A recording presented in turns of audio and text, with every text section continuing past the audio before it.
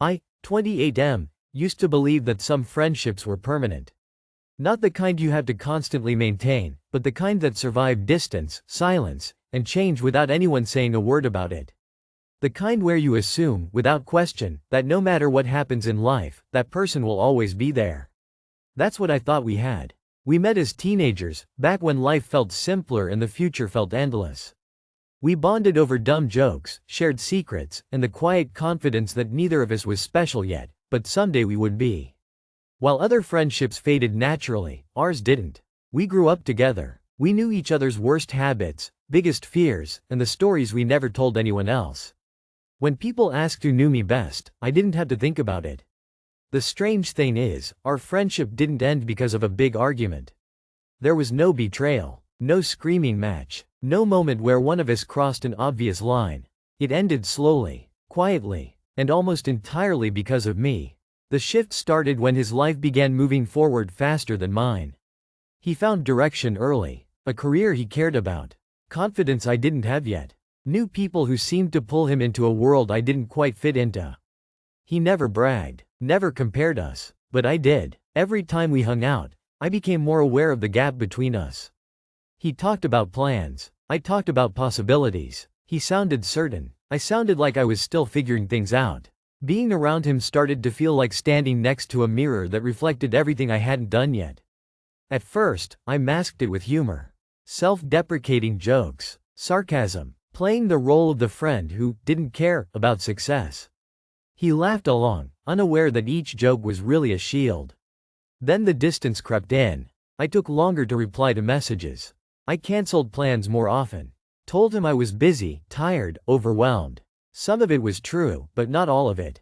The truth was, spending time with him made me feel like I was falling behind in my own life, and I didn't know how to admit that without sounding bitter or weak. He noticed. Of course he did. One night, he asked me directly if something was wrong. I remember the moment clearly. The concern in his voice. The way he genuinely wanted to understand. That was my chance to be honest. Instead, I smiled and said, "Nah, everything's fine." That lie did more damage than any harsh truth could have. Not long after that, we were sitting together, talking about life like we always had. At one point, he said something simple, almost offhand. I always thought we'd end up in the same place. He meant it fondly. I know that now. But at the time, it felt like a verdict. Like proof that I'd failed some unspoken expectation. I nodded and changed the subject, but the thought stayed with me long after the conversation ended. A week later, I sent him a long message. I told him I needed space. That we were growing apart. That our lives were heading in different directions. I used calm, mature words that made it sound reasonable and mutual. What I didn't say was that I felt small next to him. That his progress made me uncomfortable with my own lack of it. That I was afraid of being left behind. His reply was short. If that's what you need, I respect it. No argument, no guilt, no attempt to convince me otherwise. That hurt more than I expected. Life moved on, like it always does. I changed jobs, slowly found my footing, became more confident, more grounded. I built a version of myself I was proud of. Ironically, the version I had always wanted to be when we were still friends. But there was a strange emptiness that followed me. Every time something good happened, my first instinct was to tell him. Every time something went wrong, I caught myself thinking about how he would have understood without me having to explain. That kind of connection doesn't disappear just because you stop talking. Years later, on a quiet night, I looked him up. Saw a photo of him smiling, older but familiar. For the first time, I didn't feel jealousy.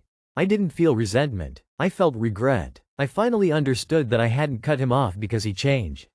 I cut him off because I didn't like who I was becoming next to him. Instead of letting his growth motivate me, I let it expose my insecurity. I never reached out. Maybe I should have. Maybe one day I still will. But I learned something I wish I'd understood earlier. Sometimes we don't lose people because they hurt us. We lose them because they remind us of who we could be, and we're not ready to face that yet. And that realization stays with you far longer than any argument ever could.